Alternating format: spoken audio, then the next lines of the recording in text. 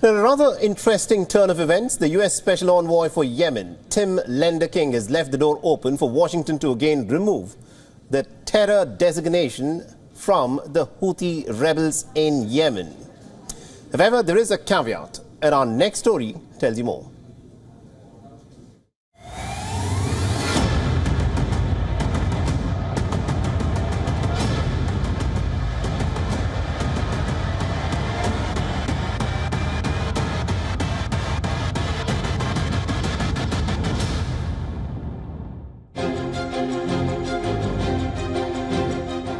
Houthis have been relentless. One of the world's busiest shipping lanes is crippled. The US has deployed its best naval assets to stop the Houthi attacks. The US, UK and allies launched a military campaign dubbed Operation Prosperity Guardian in December 2023 to protect shipping in the Red Sea.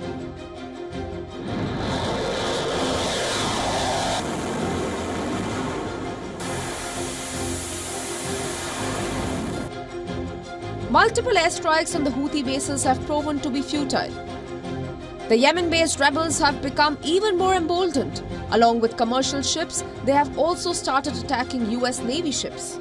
The Iran-aligned Houthis, who control Yemen's capital and most populous areas, have attacked international shipping in the Red Sea since November in what they say is solidarity with the Palestinians.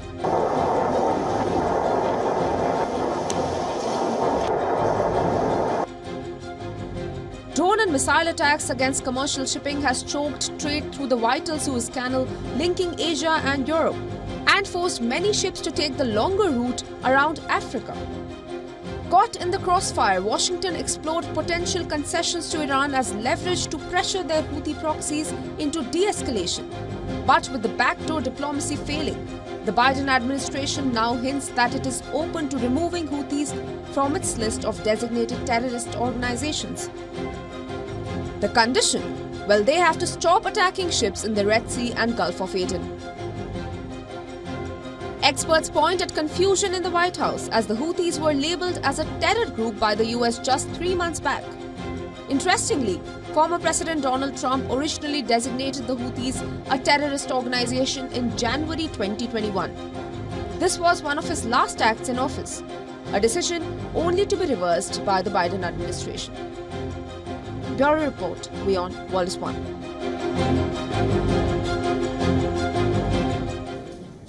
All right, now to give us more perspective on this, we're being joined by Professor Peter Kuznick from Washington, D.C. Now, Professor Kuznick is a professor of history and also director of the Nuclear Studies Institute at the American University. Professor Kuznick, thank you very much indeed, sir, for taking time out and speaking to us here on WION.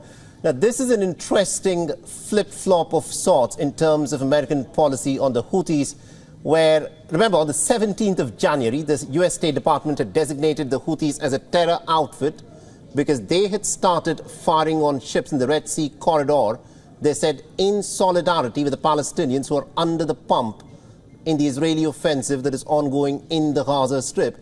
But now the United States, which had been carrying out several air raids on Houthi targets in Yemen, have held out this, a carrot of sorts where they say that they are willing to remove the terror attack from the Houthis if they stop firing on ships in the Red Sea corridor. What do you make of this interesting sort of a overture by the United States? I think you have to parse the American language very, very carefully. They are not offering a quid pro quo.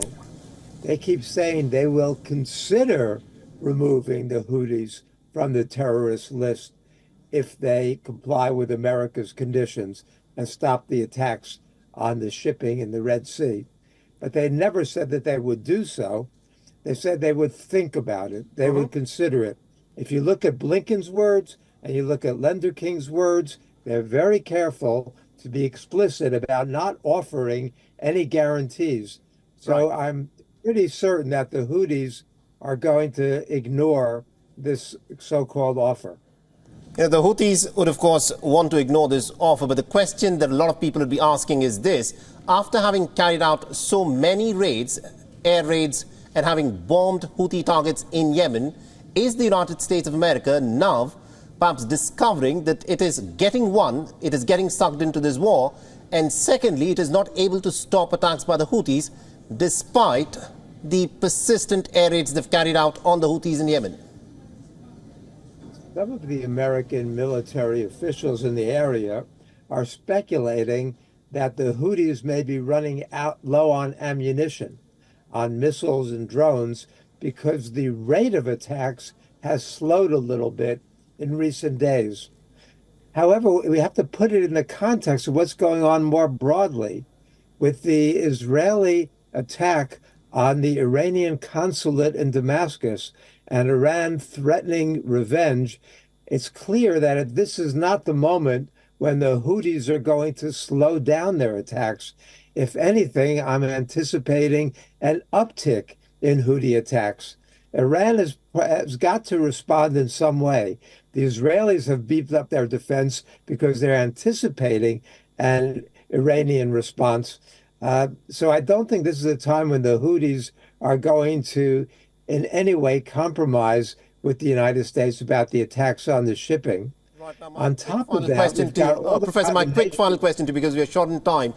Now, the Houthis have said that they'll stop all their attacks on shipping in the Red Sea corridor if Israel stops its offensive in the Gaza Strip. The United States can, of course, lean in on its close ally Israel, which it has been arming to the teeth, and can push for a ceasefire to stop these attacks in the Red Sea as well. Do you think the Americans will do that? No. I think that Biden is too closely committed to Netanyahu with all the reasons and excuses, both politically in the United States and in terms of international condemnation. The United States has not in any way slowed its support for the Netanyahu government. The United States provides 70% of those weapons, about 30% of that financing. The United States and Israel are joined at the hip right now, despite Biden's claims that he's appalled by much of what is happening. Absolutely. And the terrible famine in the area. A lot of people would, of course, say it is as much Joe Biden's war as it is Netanyahu's. Thank you very much indeed, Professor Kuznick, for joining us and getting us that perspective.